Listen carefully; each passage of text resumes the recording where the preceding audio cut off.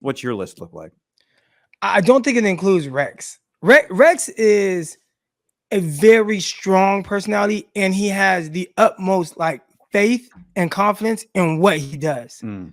So Kyle, one thing that we know is he has a vision for how he feels the defense should be ran. That's why he hired Robert Saleh and brought him in. Like, it was very specific. Robert Saleh, I want you to come and run this specific defense. And I don't think he was the first choice, but eventually when he was chosen, it was, you were in Seattle, you came from Jacksonville, like, under Gus Bradley, this defense that I want to run. So we're going to bring you in and you're going to run that defense. And then, all right, at that same time he brought him in, well, D'Amico Ryans came in as well. So D'Amico was there from the start with Robert Saleh. So D'Amico was able to see everything, be in every meeting and see how everything went, how Kyle likes things, how Kyle wants things. So when they moved off to Saleh and went to D'Amico, it was really a seamless transition for a guy that understood Kyle and how Kyle wants to do things. They went out house and got Wilks. Clearly, we see just for whatever reason, it didn't quite mesh. So if I'm them, and we can talk about Rex, right? Rex, big personality, a lot of confidence. I can't see him taking orders from someone on how to run defense.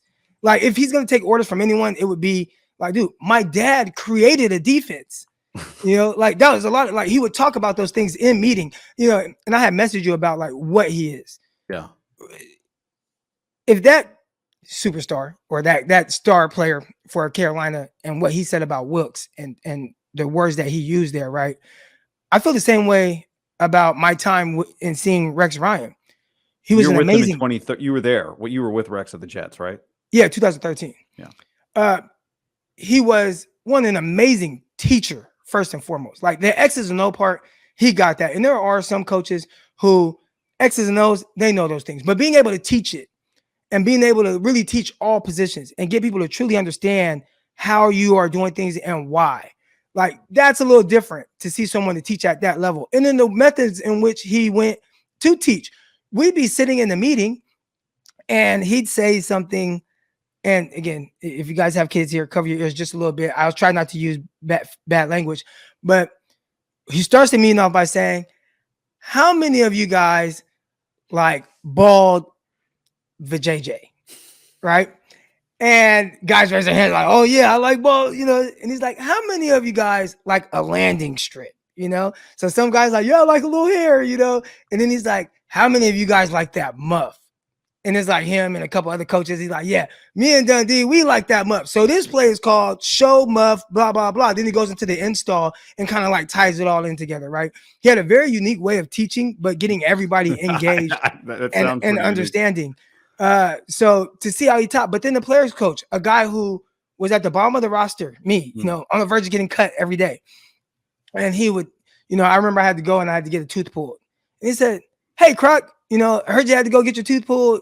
Like, you okay? I know that had to be painful. And I'm like, dang, you know my name? Because most guys, coaches and stuff, you're a number. Oh, 41, get out there or whatever. So he was very personable. He's a guy that a lot of people would like to have a drink with. But he strongly believes in his ability and his scheme to coach. I don't know if that would mesh well with Kyle, who has his vision on how he wants things done, unless he just says, well, you've been so good in the past, I'll just let you do your thing. Yeah. Not sure that's Kyle. So for me, they tried the out of house thing. I think they go maybe back in-house. And if you look at a guy like Holland, who has been an LB coach, most of the time LB coaches I talked about at Edison High School, my defensive coordinator, Desmond Bishop, he's a linebacker. Those linebackers, they understand the back end, they understand the front end. They're really good and well-versed with that and understanding how to, whether it's, blitzes and how everything works together. I feel like Holland maybe would have been a good guy to look into last year. They ended up going out-house with Wilks. Maybe they kind of go back to him. He's been with this team this entire time. I think he understands Kyle and how Kyle likes to do things. I don't know if he has a game plan and how he would do things and whatnot, but I assume he has some type of idea. Maybe he's someone that they consider. I do think part of Kyle probably wants to not have to worry about the defense, doesn't want to have to go think about whether or not on the headset the defensive coordinator is doing what he wants. So in some sense, like having a very independent guy, which is not right. Kyle has not had Wilks came from the outside. Both Saleh and D'Amico were guys who understood there was a clear power dynamic between Saleh and D'Amico Ryans and Kyle Shanahan, right? He was giving them a chance to make their careers. And so there was never going to be any push or pull about, hey, if this is what Kyle wants, he just made me a defensive coordinator. This guy's giving me my shot, right? You hire Vrabel or Rex Ryan or Bill Belichick. It's a very different dynamic than Shanahan has had. Even Wilks, right? Wilks has been a head coach. Wilks has a different standing in the league at the time than D'Amico, but D'Amico played, and Robert Saleh. And he came in and tried to adapt, and I would say Pete Carroll's the same. Like all these guys, that's a very different power dynamic for Shanahan. And I think ultimately Kyle wants to win a Super Bowl. And I think in his ideal world, he doesn't have to check in on the defense. So I don't know. That would be very interesting. I think the personality stuff with Rex would make it a difficult fit. So I agree with Crocky ultimately. But I think Kyle, an independent defensive coach, as long as Fred Warner's good with it, as long as Nick Bosa's good with it, like if those guys are good with it, then Shanahan can stay out of it. And ultimately, Kyle would prefer to stay out of it, right? I don't think he wants to be putting his hand in the defense. He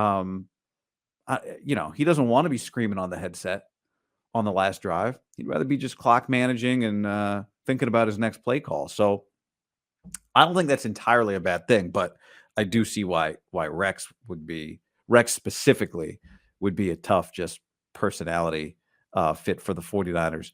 Antonio Super Chat, Wilks keeps getting a real deal. A raw deal, I think is what Antonio's saying here. He was brought in with no coaches and was asked to learn to adjust for a foreign system and only give him 1 year to do it. Fair? I mean, there's no fair or unfair. They put him in a tough spot. It was probably not Kyle's preferred method. It didn't work. They moved on. So tough spot. Yeah, difficult spot for Steve Wilks. That's why I said it's not about scapegoating. It's just about figuring out how do you have a problem. Do you have a problem? Yes, there is a problem. What do we have to do to fix the problem? We've got to try to find another solution. The solution after Saleh and D'Amico, the solution after Saleh was an obvious solution. Saleh's gone. We got D'Amico. He's Johnny Holland's assistant linebacker coach. Bam, D'Amico Ryans defensive coordinator. D'Amico leaves. There was not an obvious replacement for him. So they tried something less than ideal. It didn't check every box. It didn't work. So you move on. I don't think it's, there's no fair or unfair. I think you absolutely have to acknowledge that Steve Wilks was in a tough spot. No question about it. It didn't work for whatever reason. So now they're going to try another solution, and hopefully this works. Now, Crocky's thing was like, go with Johnny Holland. Is Kyle going to be more likely to go internal candidate now because of all the challenges of having somebody fit in? I don't think you have to. You just have to find somebody who fits. And that's where I wonder. I didn't actually get to it ultimately with Crocky, but would he be less inclined to go secondary